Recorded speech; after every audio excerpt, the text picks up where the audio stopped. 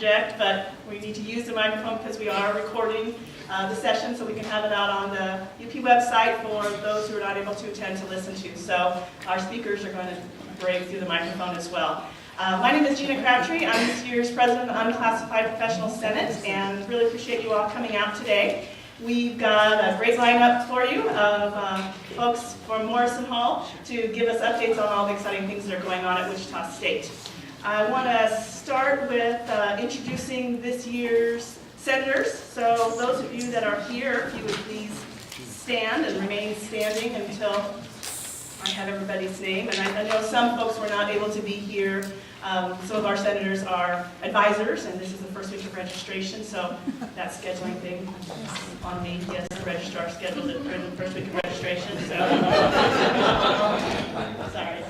So, if you're here, please stand and be recognized. Janelle Darr, Kathy Downs, Sally Fiskus, Mandy Konechny, Maria Martino, Cheryl Miller, Susan Norton, Quinn Addis, April Kine, Shilu Surrender, Mary Ellen Abbey, Ellen Abbey, Mark McCain, who I believe is not able to be here today, Brett Morrill, Belinda Bishop, Gabrielle Dodash, Heather Perkins is an at-large member, and our ex officio members are Frankie Brown, Jessica Treadwell, Andrea Stipp, and then our past president is Connie Dietz, who is also a member of the Senate this year. So please recognize these folks.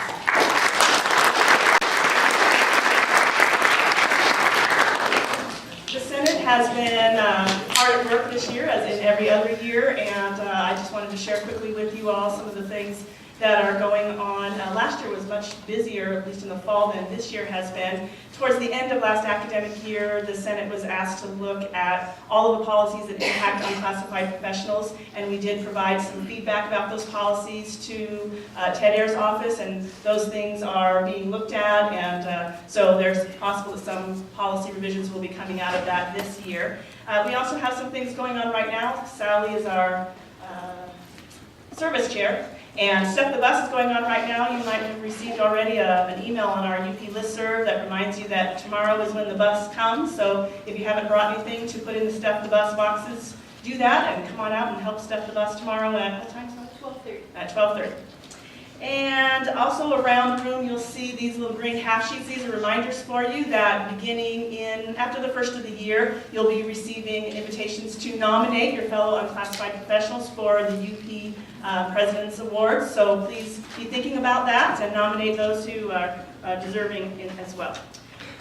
Okay, well then, without further ado, we're going to get started with our speakers. We identify for each one of these general meetings folks that we think would have information about some of the most recent occurrences and new happenings, things that are coming. There are lots of great folks, of course, that we could ask to come, but we do have a limited amount of time. So we're going to hear today from, of course, our president, and then a couple of vice presidents and our director of legislative affairs.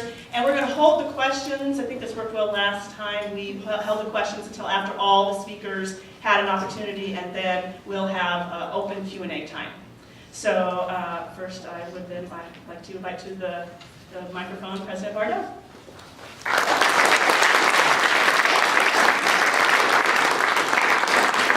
Thank you, Gina, and I'm terrible at speaking at stationary mics, so I'll do the best I can. You will be the first group to know that we do now have an EEO officer. Francisco Gonzalez will be joining us on January 6th, and he signed yesterday, so we are official.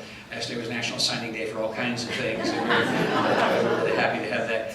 He brings a really strong experience, and he is an attorney as well, so he will be joining the Kansas Bar as part of his condition. Sorry about that. Part of his condition of appointment will be that he become a member of the Kansas Bar too. So he does bring us some extra special skills, and we're pretty excited about that. The emphasis here is going to be on training and on intervention before problems, because most times people will do right if they just know what right is.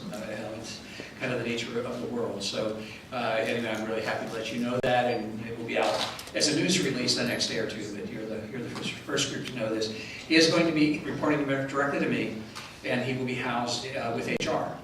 So this is a lot different structure than we've had here for a while. So we'll keep moving. And so he's my third hire since I've been here at my general level of the organization. And I mention that because I think it's really important that people understand that the things that are happening on this campus are happening because really good people have been here for years, are stepping up and doing really good things. It's not that I've come in and said, oh, I've got to have a whole new team. In fact, I had a couple of interims and have hired those hired to replace those interims. But generally, the work is being done by long-time people who've been people all their lives, but long-time employees of the university. Got to get this down right? But long time at the university. And I talk about this in the general community, is that when you're a new president, you come in, your first year you spend a lot of time overturning rocks.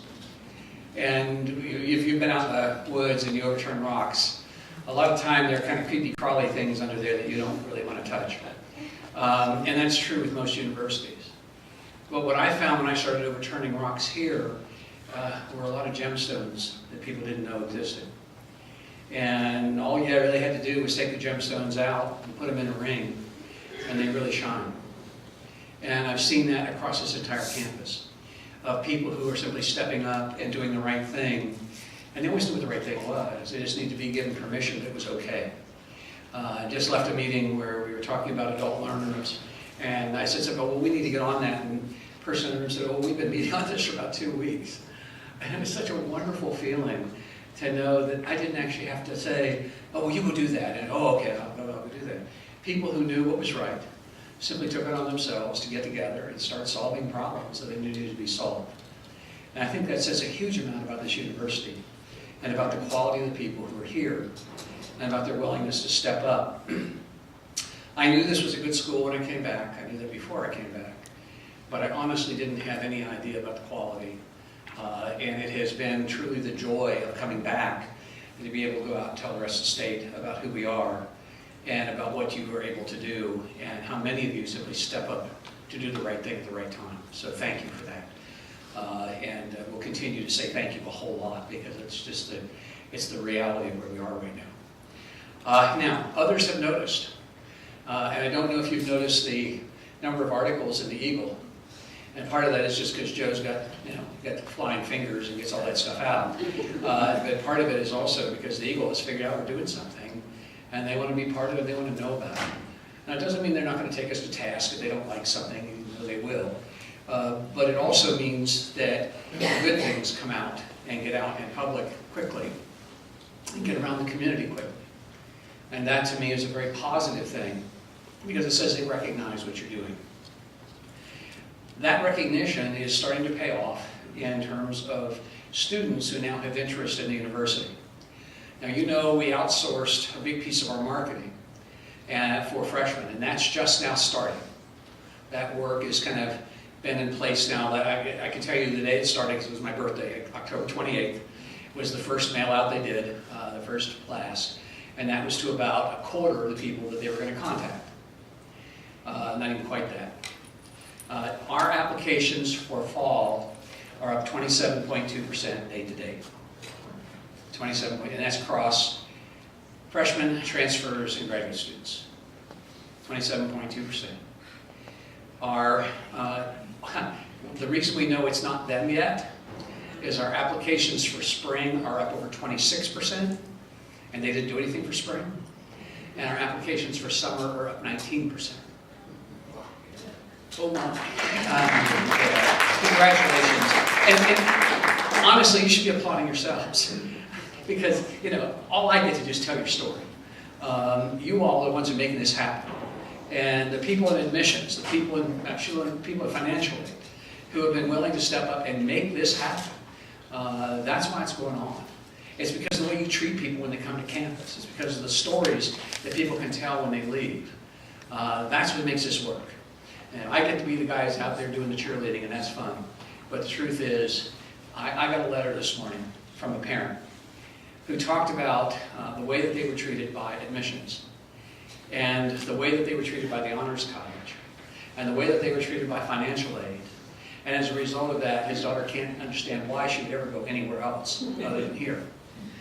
And this was like a 4, 5, 6 paragraph letter talking about how well everyone at Wichita State treated his daughter. And he said, we haven't even been to campus yet, and we're coming this weekend. But she knows where she wants to go to school and has known for a year, and now we agree this is where she needs to be. So that says a lot. So I'm really excited about the 27% up. I really am. I'll be more excited to actually show up in the fall. There's something sweet about that. But the reality is that it is moving. Second, you've seen the residence hall come into increasing shape. They are now working on the 3rd floor, the back building. There will be 2 more floors above that, so just to give you a sense, it will be a big building, it will be a tall building. We will be closing Brennan for use as a residence hall, and we will be closing Wichita, period. Brennan we're going to use as swing space as we take people out of places to renovate them or clean them up. Brennan is what we'll put them for now, and that's, if you've been to Brennan, sorry, it is what it is. But it could be where she could be living there at night too. It is, it's just an old building and an out-of-the-way place, but it will serve us for swing space. And Wichita will go away. Our hope is that Wichita goes away the fall of 14. And we are looking to try to replace it with a new engineering building. And we're trying to get the financing of about settled on that engineering building. I think we know where it is. We just need to now get a couple of political votes to make it happen. And if the political votes go our way, then we'll be underway next fall with an anticipation that that building would open in 2016. Faculty have to weigh in on what they want in the building and how it works. And then we also have a wing of the building that will start our technology park that will be for private enterprises to be located on our campus where those private enterprises need to have relationships with our faculty and students to do their work. And that will include research centers as well as an incubator for technology-based innovations. So we're moving down the road of trying to get that going. Right now, tentatively, it's 140,000 square feet of facility. So it'll be a good-sized building. It'll be noticeable. You're talking about probably 6 or 7 stories, butting up against the physical plant so that it will hide the yards and things from physical plant from what will become the technology park. We're building, it's become something of a joke, we have 2 buildings planned, plus a business building, plus a parking garage. And we're going to build building 2 before building 1. And so one of our faculty members, who shall remain nameless, sent me a really bad poem about the cat and hat variation, thing 1 and thing 2, is building 1 and building 2, and building 2 coming before building 1, and but the reason for that is it is doggerel, it really is. But the reason for that is we don't want to mess with the golf course till we have to, and so this will keep us from having to mess with the golf course and allow it to run it whatever it's going to do it without us having to be in the middle of it. So those are the really big items that I've been working on. As far as the legislature, I will leave most of that for Andy because he knows in more detail than I do. I think our tour went well. We talked a lot about things that they were not used to hearing about from universities, and I think if most of the time when you're dealing with legislators, if you can help them understand that you're not just out here saying, well, wouldn't it be cool if we could do X, but you actually have a reason for it, it ties to things they care about, you usually can get their attention a little better than not, and I think we got their attention. Now whether that means they're going to reduce the budget cuts or reinstate money or not cut more, I don't know. But what I do know is that at least they walked away in the main less angry than they were when they came in, and that's always a positive. So, I say in the main because there's always going to be somebody who didn't get what they wanted, whatever that was. I think at least one person wanted to yell at me more than he had a chance to. So probably go to his office and let him yell at me so that he feels better. But it's kind of what you do. But I think the rest of it went about as well as it could. Regents are very supportive of us. They're very supportive of where we're going. And we're hearing that and seeing it across the community. I hope you're hearing and seeing it across the community. I hope the 7 o'clock hasn't been too onerous for your offices.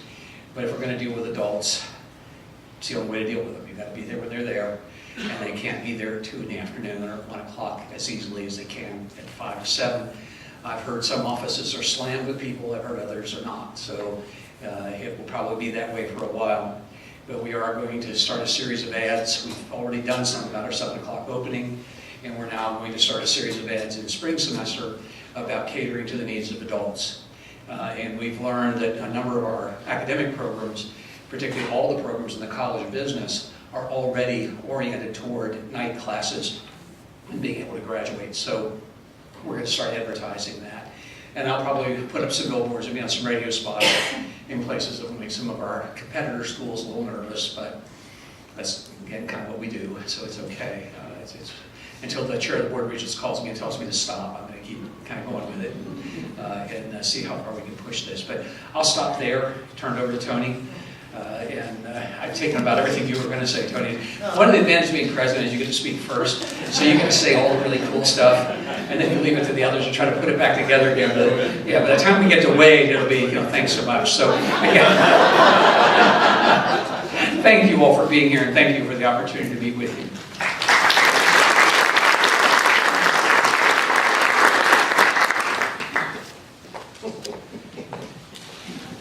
Good afternoon, I'm Tony Vizzini, and I want to talk about the new dorm. And then we're going to talk about It's all right, but no, it's a pleasure being here. Most of you may realize I've been on campus now. I'm in my 5th month, and the transition, July and August and even September, it felt like I had just gone here. Sometime in October, I came to the office and going, my goodness, I've been here a long time. and I don't know what it was. I mean, this is definitely a place that is moving and changing. It's one of the things that, from my view, coming onto campus, it hasn't been a slow day. And the changes that we see currently are tremendous, great. At the same point in time, I sense that there's a positive attitude of, yeah, we're really excited about what's happening here. There's also great anticipation of what is happening or to be happening. The promises have been made, and collectively we're trying to realize those promises. One of the things that we focus on, and it's appropriate, is quality and excellence. From the academic affairs viewpoint, you can summarize that in a lot of the things that we're doing. One most notable is the emergence of an honors college here at Wichita State University. I came on campus, thought this is great progress and so forth and all that, until someday, during the open house for the Honors College, it was, said, well, we are the first Honors College in the state of Kansas. No, can't be. State KU surely would have had an Honors College. No, not at all. It's a point of pride that Wichita State has actually gone to the point where it realizes the value of the honors program and what it represents to our students to elevate it to the level of college. That full embodiment. And not only that, we're embodying it in our new dorm to create truly a learning, living community. That says a lot about a university that's tagged as a commuter school. Doesn't make sense. Bottom line is, we're not a community school. We're a university. And we're moving towards that learning, living community. The Honors College, a great example. Not only that, the faculty involved in the Honors College want to take it a step even further and to talk about a degree in honors, an honors baccalaureate. Now, that's exciting because when we talk to students, we can look at them and say, you're all about quality and excellence, and we've got that here at Wichita State. But most importantly, we have a program that, for those of you who know what the International Baccalaureate is, we've got it at the collegiate level. And that is all I have to say. I can sit down, and mom and dad are like, oh, we get it. We can communicate effectively by approaching our customer, the student, providing that quality experience. So as we grow, and this motion is so important, that's a key point. I think it's wonderful that we are the first honors college in the state of Kansas is clearly how we will lead the state currently and in the future. Another area that is a focus for us is online education. And we have been given permission by our accreditation body to dabble in online communication. They gave us the online courses, delivery. And at the end of the day, we looked at the number of student credit hours being produced by online, and it currently is 28,000, which is about 2,800 FTE students. We're not dabbling in online delivery. We're fully in. At the same point in time, we had realized that the amount of student services provided to those 28,000 student credit hours was minimal. That's a good way of saying that we really hadn't done our job. And we needed to get stepped up. And that came apparent when we realized as we went through the process of bringing full programs on, as we've been putting out, the first full program would be the RN to BSN, School of Nursing, to the full 4-year program from the RN stage. That's going to be launched effectively spring, somewhat with fall of 14. There's an Office of Online Education that came out from this. We also realized, appropriately so, that these services, we would come out with basically a virtual one-stop for our online students. And that was great, because in the planning of one-stop, as President Bardo was talking about, well, we could start off with that virtual, migrate to a physical, maybe do a hybrid in between, and everything would be good. There's a nice timetable with that, was the fall of 14 for the virtual, and get to there. And then extended hours came. And all of a sudden, the sense of a virtual one-stop followed by a physical one-stop in the future kind of disappeared. We realized the moment that we opened our doors past 5 p.m., how great it would have been if we had a physical one-stop. Because then we could have one-stop and extend the hours simply by looking at our one-stop to handle most of the effort and go forward. So now, that great schedule of virtual, hybrid, physical has been put all together. And both virtual and online and physical needs to be addressed at the same time. And so, yes, we're looking at how we provide those student services to a broader spectrum. The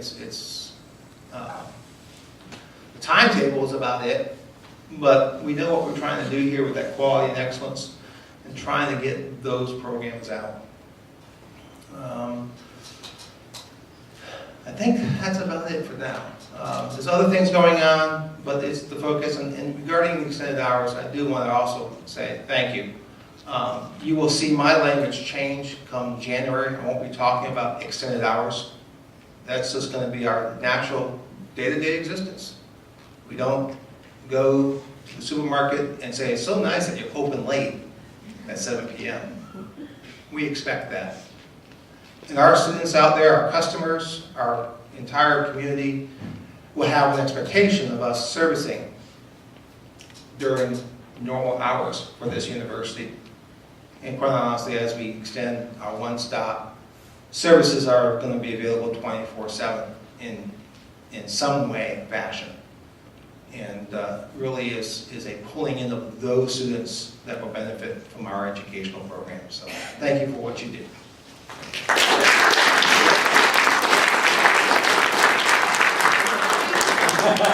Just so you know, we called each other. It's only wears the jacket. So. Once a year, jacket and tie. Yeah, but it's a nice shopping time too. Yes, it is. Thank you, Tony. All right, appreciate the opportunity to share some updates with you for the Division of Campus Life and University Relations. As you might know, there's a lot going on. I'm going to start with the Radigan Student Center. How many of you have been in the new north half of the Radigan Student Center? Do you like it? Great facility. Jim Herman's not here. He's at a regional conference. He's very proud of the facility and sharing the experiences we've had with others who are going through that process. I think it is a tremendous improvement. And of all the projects I've been involved in over my career, this one actually looks like the pictures that we posted around the fence when we started.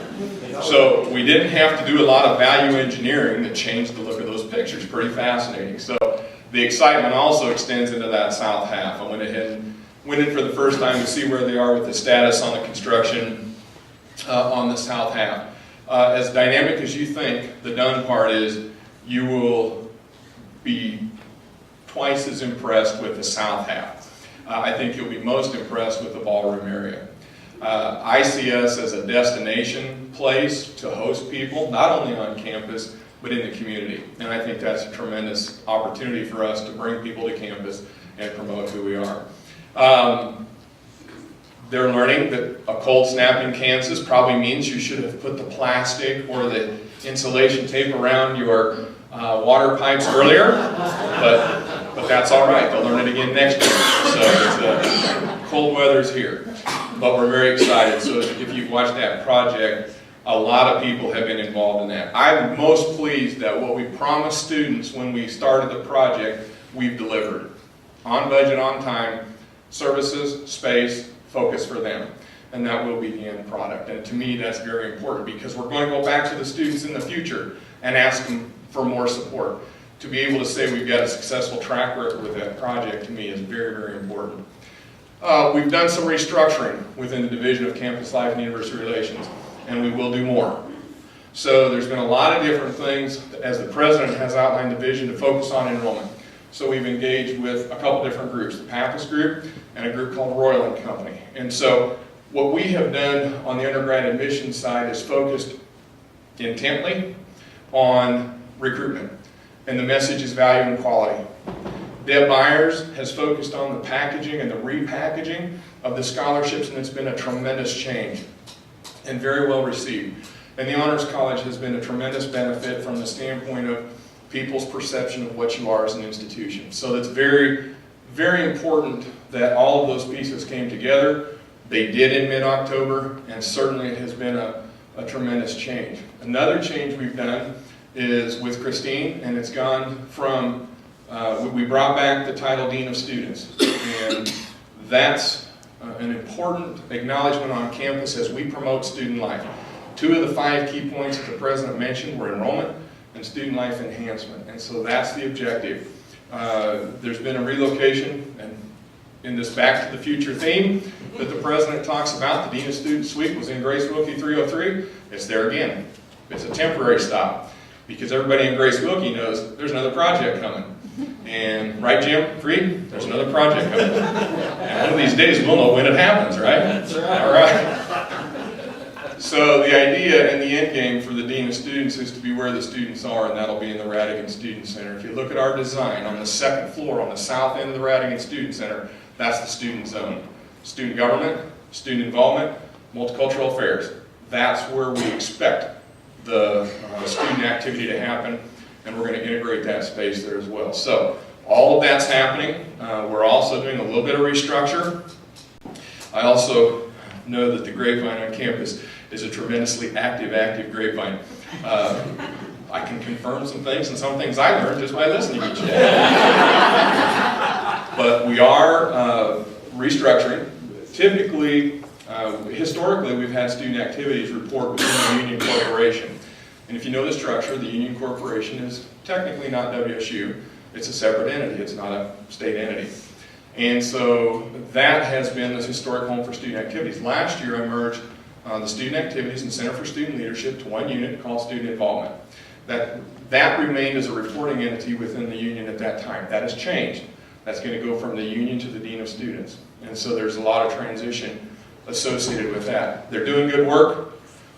They've made tremendous strides in improving student service. I don't expect anything that they're doing to change. It's simply an organizational structure piece that we're doing and implementing at this time. Physical location in the new student center is not impacted. So there's just been a lot of discussion about that. Jim Herman and I and Ted and Frankie and everybody involved, we're working through all the details with that. So there's other things that we'll continue to do. And so once those are all rolled out, we'll take it from there. The residence hall. Everybody's touched on the residence hall. I get to walk through there daily, and while I initially extended to certain people, I told the exec team, I said, hey, I've been safety trained, we can go through in small groups. And then I walked through one day, almost got run over twice, things are flying around. I said no, I sent a note back out to the exec team, and I said, we won't be doing that for a while. If you watch the activity, you do have the live cam that shoots down there on the even numbered hours. So on the routing and renewal site, there's a live cam that shoots in there. You cannot pack one more piece of equipment. You cannot put 3 more guys, because trust me, if Donlinger could get 3 more guys out there, they'd be working. This site is as busy a site as I've been involved with as projects that I've participated in at different institutions. They're doing tremendous work. They're on schedule. As I remind them, our John Rankin's in those and Christine's in those, I don't know who else is in those meetings. I remind them every construction meeting, August 6th, there is no option. You have no option. I think they're tired of me saying that, but August 6th is the date in which we will do a little ceremony. They will walk away from the building and drop keys in our hands, and we will walk in and have at it.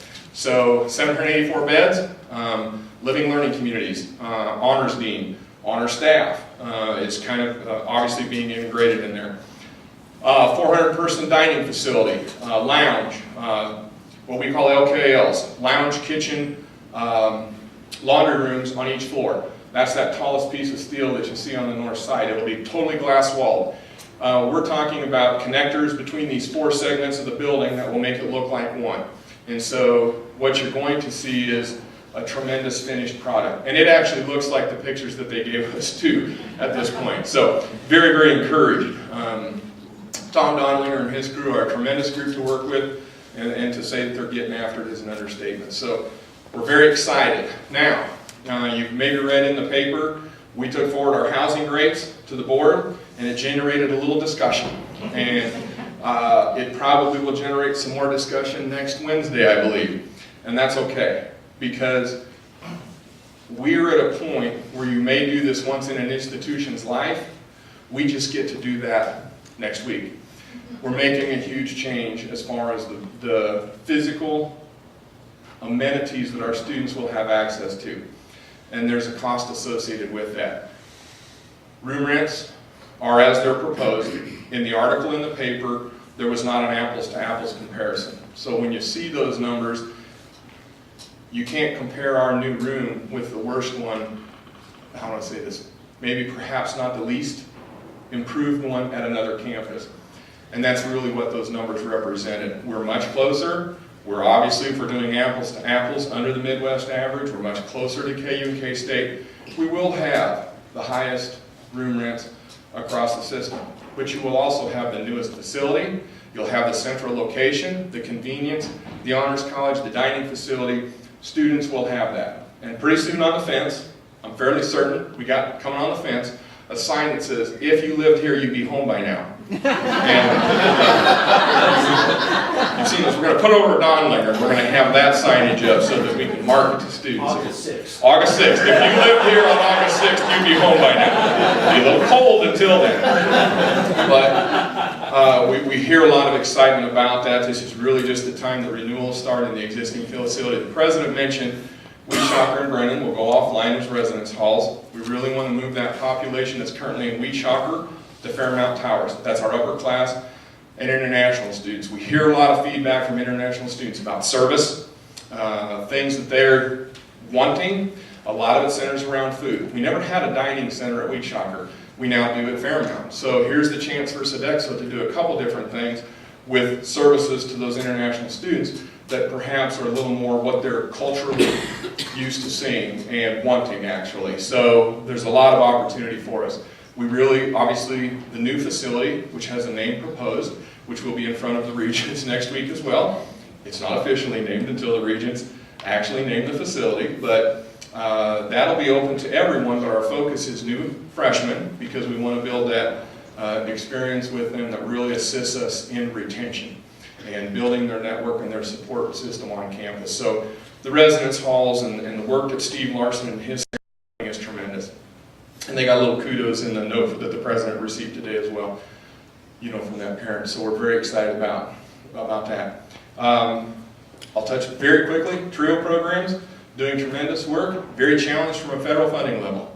So Delta and her crew deal with a lot of different things every day, but they're doing tremendous work for anybody from elementary school students to returning adults. So we're covering the full gamut from 7 to 70 with our TRIO programs. Last group I want to hit on, University Relations. Tremendous job.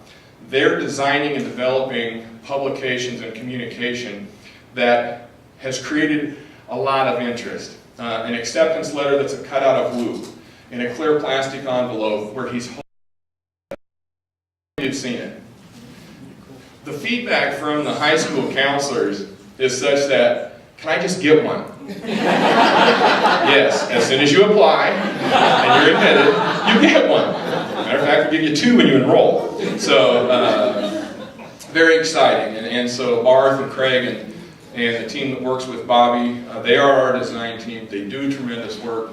They're working with Royal and Company and the folks who are doing this expanded marketing for us. And I think it's been affirmed that we do have great staff doing, great work within our own programs. And so that goes back to what the president was saying earlier. I'll leave it there. Obviously, Barth and his crew are working to market adults online, extended hours, you name it, whatever the ideas are that are coming out, they're working to push it. And so, as long as the president keeps the revenue coming, Grady, as the expanded information on applications was being shared, Grady was nudging me and twice said I need more money. I said, no. So no problem at all. But it's on the way. Yes, it's in the mail. So in a sense, that's the major events happening with the Division of Campus Life and University Relations, and there will be more coming. It's just an active time for us. This is go season for admissions, housing, and all the things that come with it. And it's a normal flow, but with the new residence hall, the union renovation, there's double fun happening as far as people rising to the challenge and doing the things that are making a difference. So, I'll leave it at that. Go sit by my grandma's brother, Tony. Turned out I got giraffe and he had tiger, was that it? So.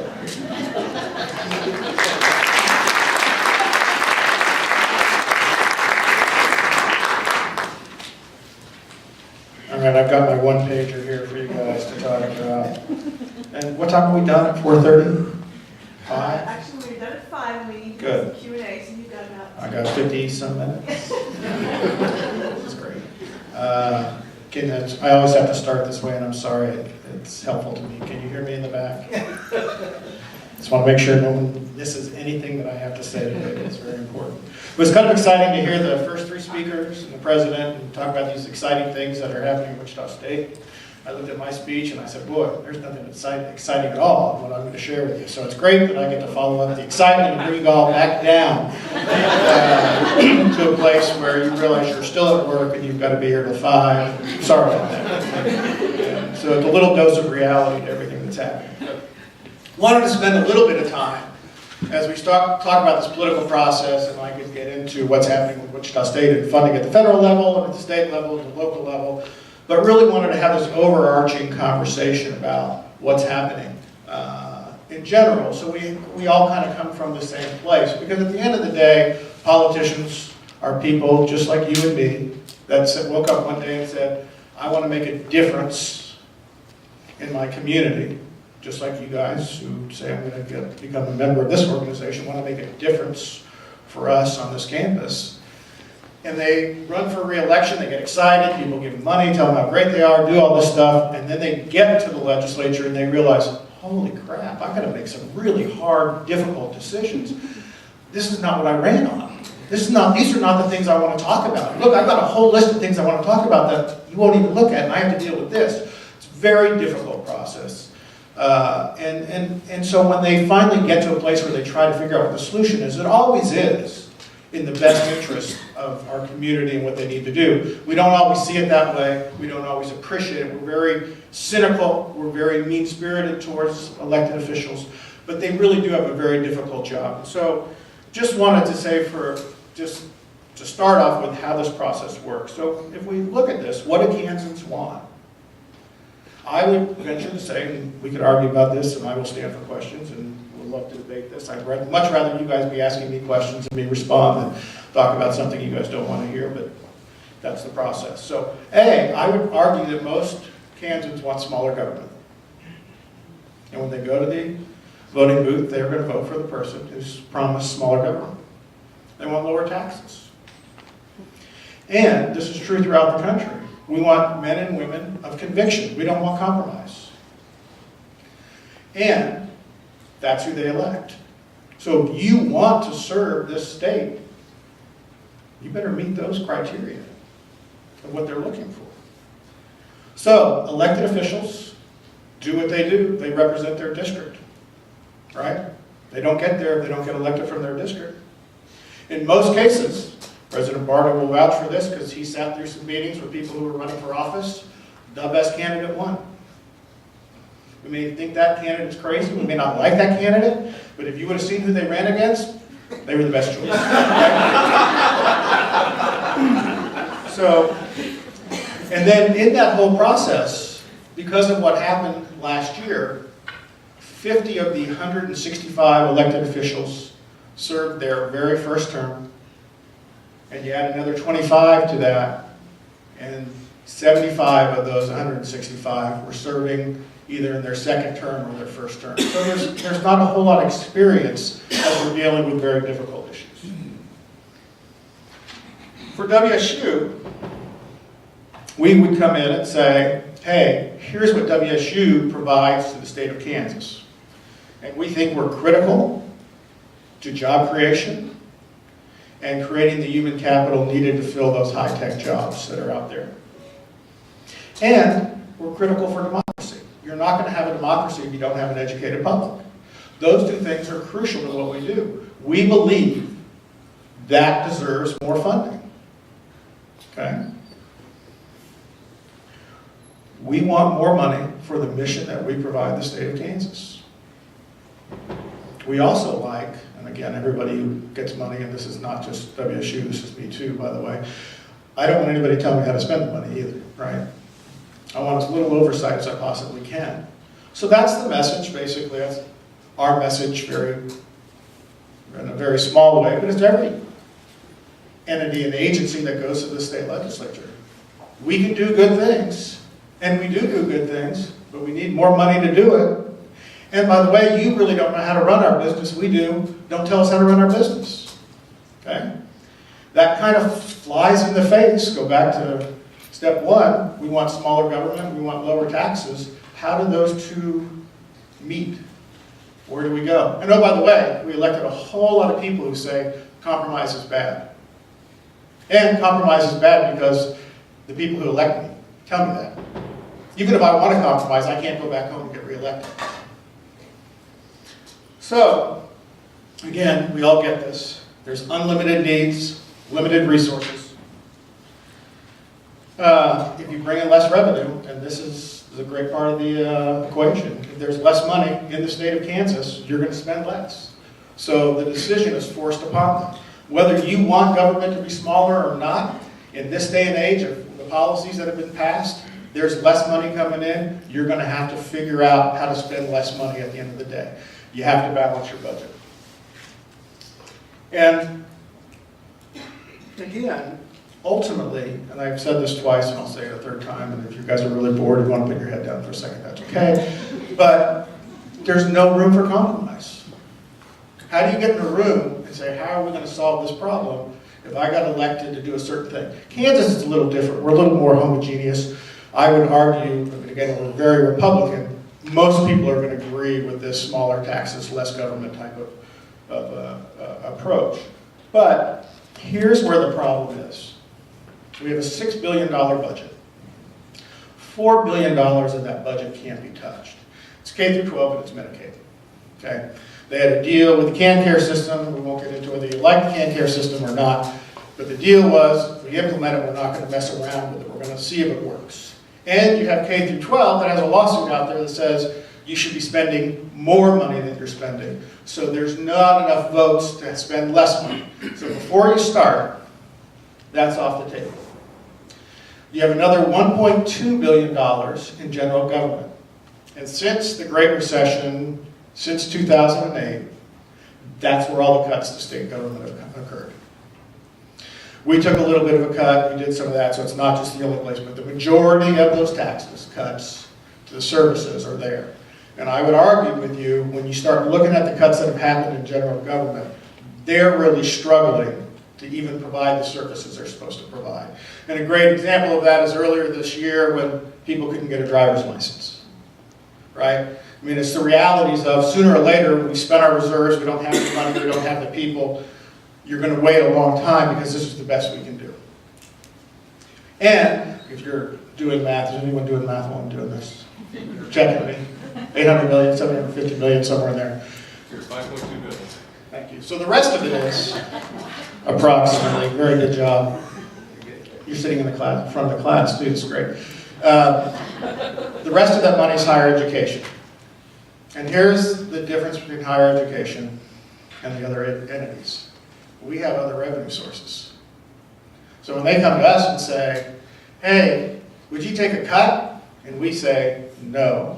And they say, why not? And we say, because, and da, da, da, da. We have data. I promise you we have data. But the real issue is, they know that we can replace that dollar. So go back to the first reason they're elected. Why won't you help me be successful with who I represent? Since you can find money someplace else. And this is a win-win for everybody. That's really the fight we're having. We argue and say, the less money you give us, the more the individual, the more the family has to pay, which means the fewer people are going to be educated, and we don't think that's a good thing for the state of Kansas. They say, Kansans want government smaller. Won't you please help? So that's where we're at. So it's not a personal attack on higher education. I argue to say that most legislators aren't out there saying, we hate WSU, that's why we're not funding it. But the problem is, when you start talking about it, and the newspaper and the media and friends of higher education say, why did you make these cuts? It's real hard to say, well, it's just a difficult job. They want to prove that they did the right thing. And it sometimes gets mean-spirited and nasty because now they want to show it's ineffective, it's inefficient, they could do things better. And is some of that criticism valid? Absolutely. Are there things we can do better? Everyone sitting in this room knows how we can do things better. It's a fair question, it's a valid question. But at the end of the day, when what we're doing for the state of Kansas in this current system is very valuable, it's important to them, and if they hurt that, the state of Kansas is going to suffer. So again, how do we have this conversation? How do we get there? Because again, that's what we're going to face this coming year. We don't have a whole lot of money, we can't fund anything, you don't want to be cut, where do we cut? And again, I see this, I keep hoping that the economy is going to change, but I think that's going to be the pattern for a while. At the federal level, it's the same thing. It's a little different. We're very homogeneous, the United States very heterogeneous. You have this red state, blue state dilemma. Red states believe a lot of what I just explained to you. The blue states believe that the federal government should intervene in markets and spend their way out of this problem, and at some point in time, the economy is going to catch up with it and grow. So now you have people who don't compromise, don't stand true to your convictions. So you have a group of states saying we should spend less, and you have a group of states saying we should spend more. And if you make it real simple, the House says let's not spend, and the Senate says let's spend. And so they don't pass each other's bills, so we haven't had a budget for 6 years. And so now you have continuing resolutions. Who's setting the priorities in the spending for the country? It's coming out of the administration. So I'm not trying to be critical of the current administration, because it doesn't matter what party was in the office. In this situation, when you get to control the spending, and the elected officials who are charged with that can't do anything, you're going to set the priorities. What does that mean for Wichita State? It means we get less federal dollars. Why? We're a red state. Funding for what we do well is being replaced by private sector dollars, which no other university is doing.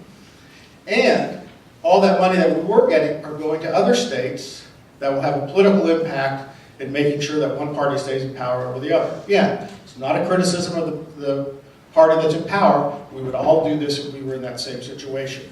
So again, until we figure out how to compromise and work together, put a budget process back together, it's very difficult times for Wichita State. Now the good news is, we've been very proactive about handling how we're going to handle that. You've really heard the stories here today of what we're doing. But how are we going to do this? If there's no hope in the future, short-term future, for more federal dollars or state dollars, you got to grow your university. You heard how we were going to do that. So again, we're focused there. Number two is, how are you going to create an educational value for students and families to say, if it's going to cost more money to go to school, what do I get out of it? And again, we're talking about the innovation, and we're talking about the experiential learning, those opportunities that I think are going to be so different from what other universities provide, that I think you can sell that value proposition to students and to parents. And finally, how do you keep those kids in Kansas so we stay globally competitive in Kansas as an important player in the world? Is we need to have public-private partnerships. Again, it's another piece that we talked about, and what we want to do is bring business on campus. All three of those things will allow us to grow our university, to grow how we do business, and to be able to survive in an environment where you're just not going to go to a government entity and say, hey, we need more money, and they say yes. So at that point in time, I would stop, and thank you for letting me ramble for however long that was, 20 minutes. And I'm done, and I guess we're going to do questions.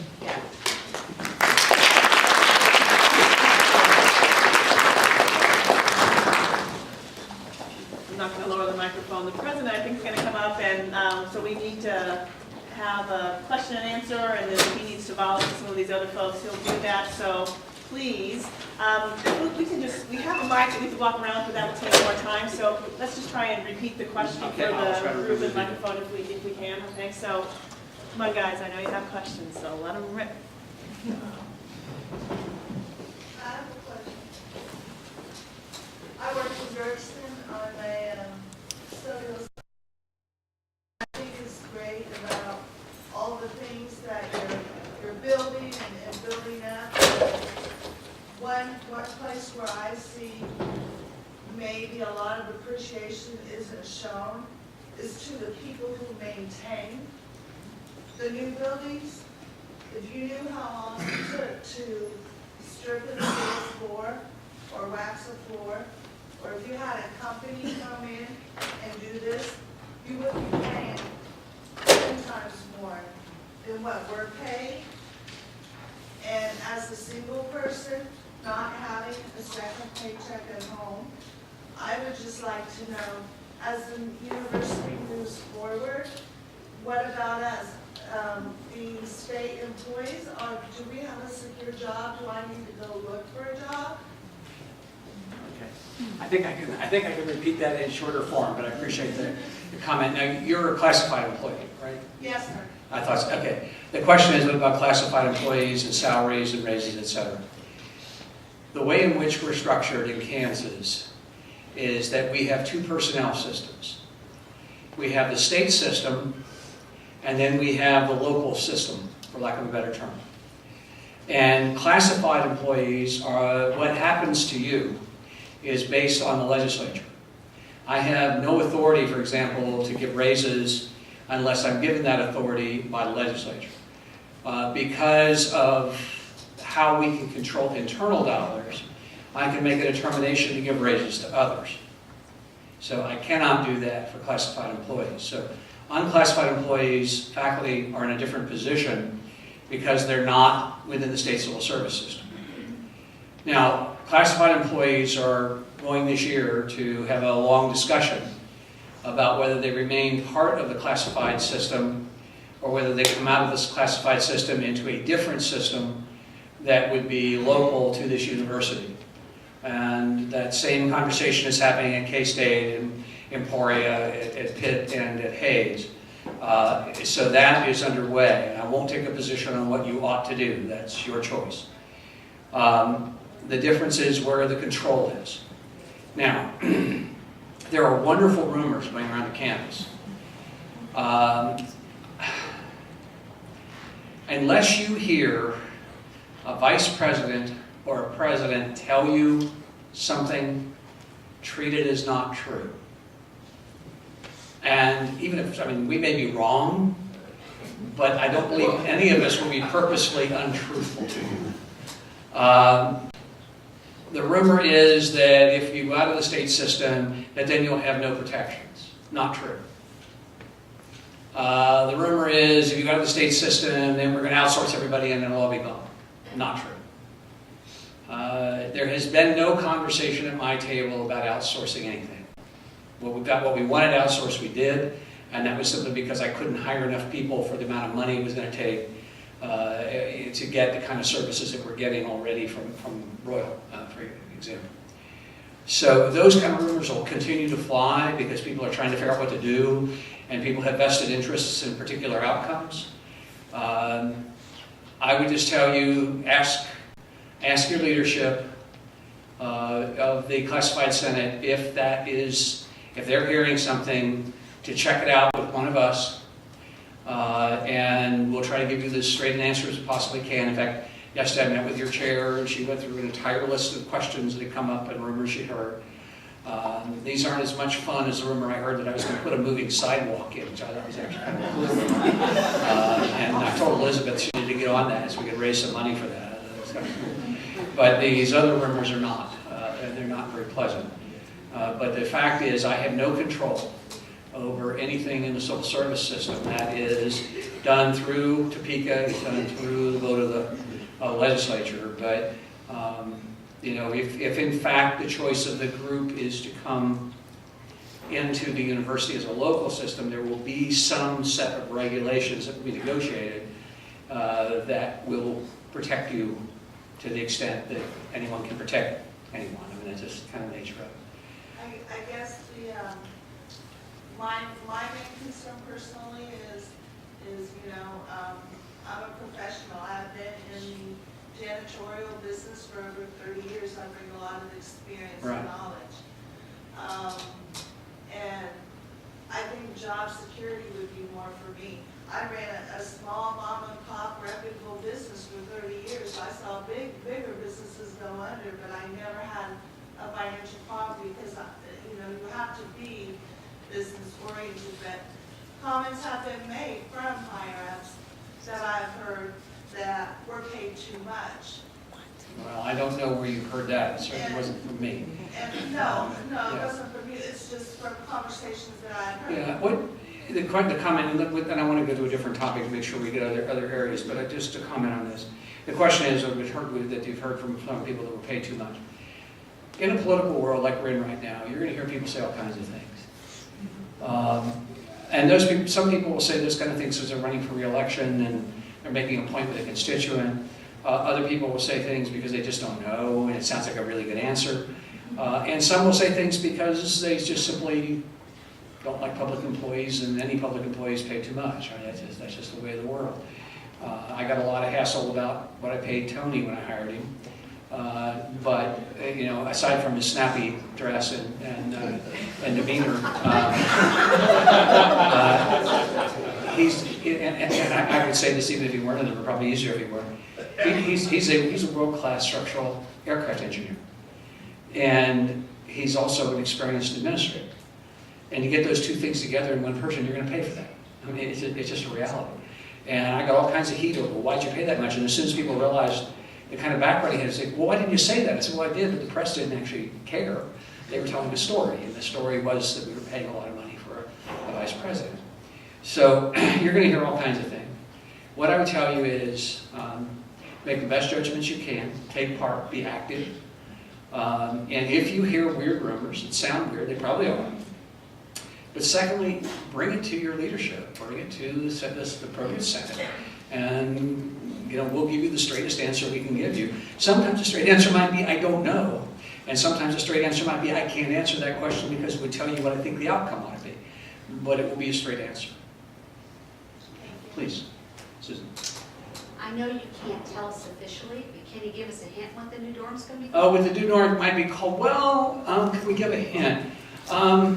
Some of us might be going to a basketball game tonight. Okay. And we have a team that has a nickname. And it's possible that a residence hall could have a name, something like a team. Possible. Yeah. The Wingnuts. Okay. Other questions, please? Is there a point person assigned to the new technology park? I'm sorry. Is there a point person for the tech park? The question is there a point person for the tech park? And the answer is there are really two right now. One is John Tomlin, and the other is Tony. He didn't know that till just now. But John Tomlin is the one who, by the nature of that research office, will be the one who'll deal with most of it. Of course, Mary's involved in it. It's one of those things that's right now it's a committee. Over time, we will probably hire somebody to actually do that. But that's down the road a little bit. If the park starts taking off, you need somebody to market, you need somebody to manage it. So. Is there a timeline for the one stop? Is there any timeline for the one stop? Yes. Yes. How soon do you want, boss? How soon do I want it? Let's see, 5:35. Yeah, well, one of the joys of being here, we actually have fun doing this. I mean, 9 days out of 10, I actually get excited about getting up and going to work. A 10th day can be a little weird, but those days I had meetings with him. Anyway, what we're going to try to do is we've identified a possible site for a one-stop. It's got stuff in it, and we're going to try to get people to take the stuff away. I won't use a name or a room number because it will make everybody upset. And we're trying to get the stuff away, and then at least start with a minimum one stop in that site. And then I believe in the fall, because of the sheer number of projects that our IT people are working on right now, that as soon as they can get a little time freed up, we're going to move to implementing the enhanced Blackboard. And so that's likely to be next academic year before we really see any movement there. We have a bare bones Blackboard program up. It's very, very robust, and we haven't implemented it. So we're going to do that. We're going to have to figure out how to fund it, but we are going to do that and put the whole program up so that we have the robust capacities that it brings us. So that will give us the virtual one-stop and at least a beginning of a site for a permanent one-stop. And then once we look at the staffing of that, then we'll figure out which offices need to remain open, which ones we don't need as much of because we can have a person in the one-stop who's authorized to do the work. So we'll get that down. The office opening was our solution to not having a one-stop. So if that's helpful. But yeah, I'm assuming next academic year we'll see this stuff starting to come up. Please. You said you were going to do the thing 2, thing 1, and then when was that parking garage? Thing 7. Yeah. Let's see. I'm 65. What we're looking at is the question is when you invade the golf course, and I'm prone to let that go for a while. It's used. The person who's operating it is making a living off of it. There isn't any reason to go deal with it until we have to. A golf course, a parking garage. I just checked the numbers yesterday with Tom Donlinger. How many spaces do you want times $20,000? So a 600-bay garage, you're looking between between $12 and $15 million, depending on what they find when they get in the ground. And that has to be paid by the people who park on campus. So that's why I'm not just going, oh boy, let's do a parking garage. For $1.50, that'd be there. But for that kind of money, I think right now we're going to use shuttles, probably paid a little more out at the 29th Street site. And then we're probably from there going to look at if we do take over the golf course, about doing some flat lots before we do a garage, just to try to keep the prices in line. Sooner or later, if we get to 25,000 students, we're all going to have to deal with it. And we're going to end up with parking garages. And we'll probably end up with a football team and soccer team and, you know, a McDonald's Golden Arch at 21st Street or whatever. I mean, you just never know. But I really don't intend to do that unless I absolutely have to. And it's simply dollars. If someone wants to donate a parking garage, we'll go right now. It's just the cost. The same problem with football. Please. Where is the expectation for the residence hall new students to park? Where's the expectation for the residence hall new students to park? This is currently a topic of debate on my table. I'll probably win it by the nature of my job, but not where people right now think they're going to put them. Because basically the reason I'm teasing about this a little bit. Generally speaking, you don't want freshmen to have their cars handy. You want them to have to work to get to their vehicles because that way they stay on campus and they do things on campus rather than easily jumping in their car and going somewhere else. Most schools that I know of that will cause their freshmen to park their cars far away. One school that I like a lot, and it's what they do, they were my arch rival at my last school, requires all freshmen to park a minimum of a mile away from their parking lot, from their residence hall, because that way they're not going to just go run down and get in the car and go somewhere.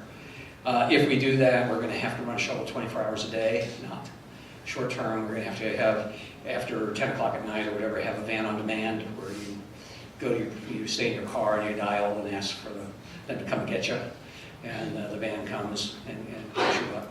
So we're going to have to look at all of that, try to figure it out. But it is a matter of conversation in my table right now, and I haven't said, wait a minute, we got to fix this and move this one direction. I want to hear everybody out, make sure I'm not missing something big. But right now, my tendency is to move it far away. If I could get it out to town east, it would be a good thing. I just don't think they're going to let me do that. So, and truly, it's a matter. I want the kids to stay on campus. It's not a matter of the cars. I want them to be on campus. That's why we're putting them where they are. That's why we've been learning communities. That's why we're rebuilding Radigan. That's why we're putting services to try to get them to spend time here, which increases retention, which increases learning. I mean, it's all the good things. Other questions? Those are the few kinds of things presidents can actually win, by the way, those kind of arguments. Please. Speaking of being campus-centric, I want to shift to the satellite campus locations. Do you have any future vision for what you want to do in terms of outreach to students from those satellite locations? Yeah. The question had to do with satellite campuses. I think the questions are going to be, I think we did a number of things right when we created those satellite campuses. And what I don't think we did was follow up with them on how you program for them at a level that's high enough to account for their being there. And so you're seeing the enrollments kind of go up and down, and then you're seeing people come from the main campus out there because it's the only place they can get to class, that sort of thing. And so what we're looking at are several things. One is we are going more to an adult learner model that's systematic. Susan Norton and a number of folks are working on that with me, and it's a really important program that will generate West Side and South Side interest, and therefore I'd anticipate that more people will choose to do that. Secondly, I am looking at how we integrate technology better so that we can simulcast across all sites so that people don't have to travel, and what you end up with then is a faculty member traveling to the site rather than the students coming back and forth so much. And that makes it easier for everybody. And the faculty member then holds office hours every other week at the site rather than every week. And then there's some other locations I'd very much like to see satellites.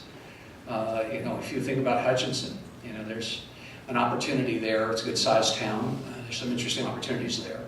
We have a great partnership with our community college. There's some interesting things going on around the Newton area that we certainly ought to understand and understand what the possibilities are. So I think there's some opportunities for us to grow. When we move more to hybrid courses, which we are increasingly going to do, that will free up space on our main campus, but it will also open up possibilities for doing some interesting things in the outer campuses as well. So I think there's a lot of these things that we're starting to think about and that we're starting to try to work through. but I do see some real opportunities for us. I think if you look, we're going to see a pretty good growth in traditional students. We didn't market heavily for growth. We are now. We've restructured our whole scholarship. I mean, what Deb and Sheila, I mean, the amount of work they did on that is just unbelievably great. And that's really just, I mean, it's where we need it. I don't know if you realize, we got our scholarship offers out 2 weeks before KU even closed to consider whether they wanted you or not. So they're on our television in Wichita, advertising, if you want a scholarship at KU, our date is whatever it was, November 6th or something. And there were 670 kids out there looking at our scholarship offer with that on the television. And think about what that tells you if you're a kid, about who wants you. And we might think about you, but they want me. Very interesting, and that took a lot of work to get, by a lot of people to get that done, but it got done. 670 went out October 14th. And that really says, again, a lot about our people here, about their willingness to step up. So I think that's going to make a difference. So I think we're going to see freshmen. We're going to see transfer student increases. We're going to work really hard. I'm adding a second traveler to the community colleges to try to build up our ability to advise in the community colleges. I think we're going to see a lot of movement there. We're going to continue to see movement in international students. Huge demand by international students for our engineering programs. We're seeing, oh gosh, 100% increase date to date already in international applications. We're going to continue to see that. I think you're also going to see a major increase in distance education as we start offering full degrees. And then you're going to see more of the hybrid courses for adults with a much more systematic approach to advertising for adults, offering programs for adults, making sure the key degrees that they need are offered at times they can be there, and that they're offered in a sequence that allows them to graduate in a timely manner. And I think all of those things put together, you're going to see some real movement in those, in those outlying areas of the university. Other questions, concerns? Let me just talk about when the legislature goes into session, there's going to be a lot of conversation, some of which you won't like. Unless you hear from Andy or me that something is a big problem, kind of go on about your business anymore. And I know that's hard to do. When somebody's saying something out there and it sounds like it could bite you, it's a natural, normal thing for a human being to worry about. But unless you hear it from the two of us, just, we'll get you if there's a problem. We'll let you know. But really, you're going to hear all kinds of stuff. And at the end of the day, we're going to do a good job. At the end of the day, we're going to serve our students. At the end of the day, we're going to keep you all doing the good things that you're doing. It is what we're about. It is what this university has been as long as I've known it, and I'm in my 40th year of association with this university, so I've known it a long time. I could not be more proud to be here. I could not be more proud of the people that I've met, the kind of work that you're doing. And I will tell you, you're scaring the heck out of the other universities in the state. You really are. And I like it a whole lot. You know, one of the things we always tell prospective students, and I will end with this, I know we're getting up to our time, but gladly, if there's other informal conversation, do it. It really is a great day to be a shocker. Thank you all.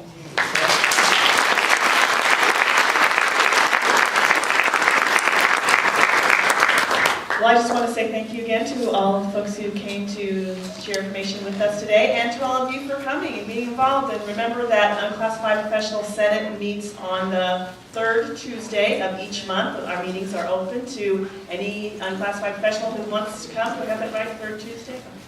I was looking at Cheryl. I thought maybe you were somebody that wasn't right. LAS boardroom. Yes, we are meeting in Linquist 200, the LAS boardroom.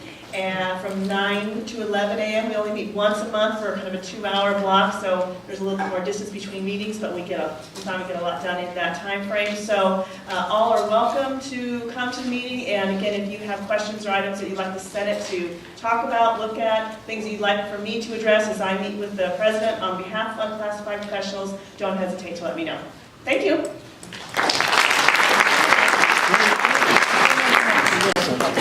There's